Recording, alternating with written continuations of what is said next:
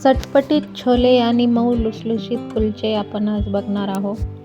अगदी सोप्या पद्धतीने आज ही रेसिपी मी तुम्हाला सांगितली आहे, तर रेसिपी शेवटपर्यंत नक्की बघा. नमस्कार, मी मनीषाज किचनमध्ये तुमचं स्वागत आहे. तर छोले बनवण्यासाठी मी इथे काबुली चणे घेतले आहेत. 2 कप चणे मी 5-6 तासासाठी भिजत ठेवले होते. आता त्यात चणे बुडतील एवढं पाणी टाकायचं, चवीप्रमाणे मीठ टाकायचं आणि 7 ते 8 शिट्ट्या होईपर्यंत चणे चांगले गाळ शिजवून घ्यायचे. तर चणे आता आपले शिजून तयार आहेत. तर हे बघा, चमच्यामध्ये घेऊन आणि बोटाने दाबून बघते मी, तर अगदी सहज दाबल्या जात आहेत. चणे अगदी गाळ शिजले आहेत. आता लगेच आपण छोले बनवायला सुरुवात करू. इथे कढईमध्ये मी 2 पळ्या तेल घेतलं आहे. त्यात मी टाकणार आहे कांदा. 3 मध्यम आकाराचे कांदे मी इथे कापून घेतले आहेत. ते कांदे त्या तेलात टाकून घ्यायचे आहे. कांदे चांगले ट्रान्सपरंट होईपर्यंत परतून घ्यायचे. हे बघा, अशा पद्धतीने कांदा छान ट्रान्सपरंट झाला की त्यात मी टाकते आहे अर्धा इंच दालचिनी. दालचिनी आधीच टाकायला पाहिजे होती, पण माझ्या लक्षात नाही राहिली म्हणून मी ती आत्ता टाकली. नंतर मी इथे लसूण आणि आलं टेचून घेतलेलं आहे खलबत्त्यामध्ये, ते टाकलं आहे 2 चमचे. ते पण चांगलं तेलावर परतून घ्यायचं आहे. लसूण आणि आलं तेलावर छान परतून झालं की लगेच आपण त्यात टोमॅटोची प्युरी टाकायची आहे. मी 2 मध्यम आकाराचे टोमॅटो घेतले आणि त्याची मिक्सरला वाटून पेस्ट करून घेतली आहे. ती पेस्ट आता मी त्यात टाकून घेते आहे.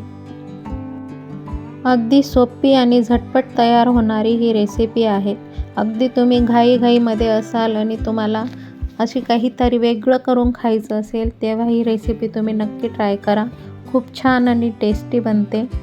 तर टोमॅटो तेल सुटेपर्यंत छान परतून घ्यायचा आहे. त्याचा कच्चेपणा पूर्णपणे जाऊ द्यायचा. आता छान तेल सुटलं आहे. आपण आता लगेच त्यात मसाले टाकू. तर इथे मी 1 चमचा लाल मिरची पावडर घेतली आहे. त्यानंतर मी त्यात छोले मसाला टाकणार आहे. 2 चमचे छोले मसाला मी त्यात टाकून घेत आहे. नंतर त्यात टाकणार आहे अर्धा चमचा हळद.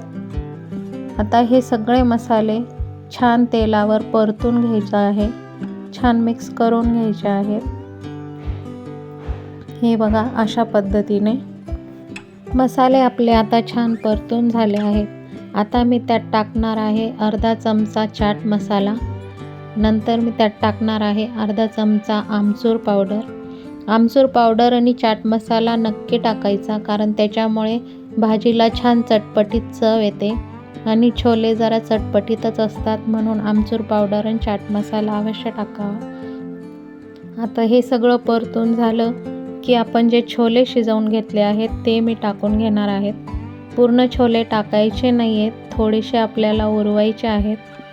आता ते छान मिक्स करायचं आणि लागेल तेवढं पाणी टाकून आणि छोले छान शिजू द्यायचे. आता आपण जे छोले काढून ठेवलेले आहेत ते आपण पावभाजीचं जे मॅशर असतं त्याच्याने छान मॅश करून घ्यायचे. कोणी मिक्सरला पण वाटून घेतं, पण मिक्सरला खूप बारीक पेस्ट होते किंवा मग तुकडे राहतात, म्हणून मला तशा मिक्सरला आवडत नाही, म्हणून मी ह्याच पद्धतीने मॅश करून घेते. असे छान आपल्याला पाहिजे तशा प्रमाणात छान होऊन जातात, म्हणून मी अशाच पद्धतीने करते. आता छोले आपले छान मॅश झाले आहेत. त्यात आता थोडंसं पाणी टाकायचं आहे. तर हे बघा, आपल्याला पाहिजे त्या प्रमाणात अगदी छान पाहिजे तशी कन्सिस्टन्सी तयार झालेली आहे. आपल्याला अशाच पद्धतीने गाळ करायचे होते. आता आपण हे सारण लगेच भाजीत टाकणार आहोत. गरजेनुसार पाणी टाकायचं आहे आणि 10 मिनिटापर्यंत चांगले शिजू द्यायचे आहेत, म्हणजे सगळे मसाले छोल्यांमध्ये उतरतात आणि भाजीला छान चव येते. गरजेनुसारच मीठ टाकायचं आहे. मीठ टाकताना बेतानेच टाकायचं, कारण आपण जेव्हा छोले शिजवून घेतले तेव्हा पण आपण मीठ टाकलं होतं, तर ते लक्षात ठेवूनच मीठ टाकायचं आहे. आता मंद आचेवर 10 मिनटं छान शिजू द्यायचं. तर हे बघा आपली भाजी आता छान तयार झालेली आहे. आता आपण लगेच कुलचे बनवायला घेऊ. तर कुलचे बनवण्यासाठी मी इथे अर्धा किलो मैदा घेतलेला आहे. तो चाळून घेतला छान. त्यात आता चवीप्रमाणे मीठ टाकलं आहे. मीठ टाकल्यानंतर त्यात लगेच आपण पाव चमचा बेकिंग पावडर टाकणार आहोत. बेकिंग पावडरमुळे कुलचे छान स्पंजी होतात. नंतर आपण त्यात 1 चमचा साखर टाकणार आहोत आणि अर्धा कप मी इथे दही घेतलं आहे. ते दही टाकणार आहोत. दह्यामुळे कुलचे छान असे मऊ आणि लुसलुशीत तयार होतात. कारण आपण मैद्यापासून ते कुलचे बनवतो आहे, त्याच्यामुळे ते वातड होत नाही. दही टाकल्यामुळे छान मऊ आणि स्पंजी तयार होतात. तर आपण आता छान याचा डो तयार करून घेऊ. जसं लागेल तसं पाणी घेऊन आणि छान मळून घेऊ. तर हे बघा तुम्ही बघू शकता कणिक आपली छान मळून झाली आहे. आता ही अशीच याचा डो बनवायचा आणि खूप निबर पण भिजवायचं नाही किंवा खूप पातळ पण भिजवायचं नाही. अगदी आपल्या चपातीला लागतो तसंच मऊ डो बनवायचा आहे. तर कणिक आपली आता छान मळून झाली आहे. आता आपण याच्यावर झाकण ठेवायचं आणि 1.5 ते 2 तास ती कणिक मुरण्यासाठी ठेवून द्यायची आहे. तर 2 तास झालेले आहेत.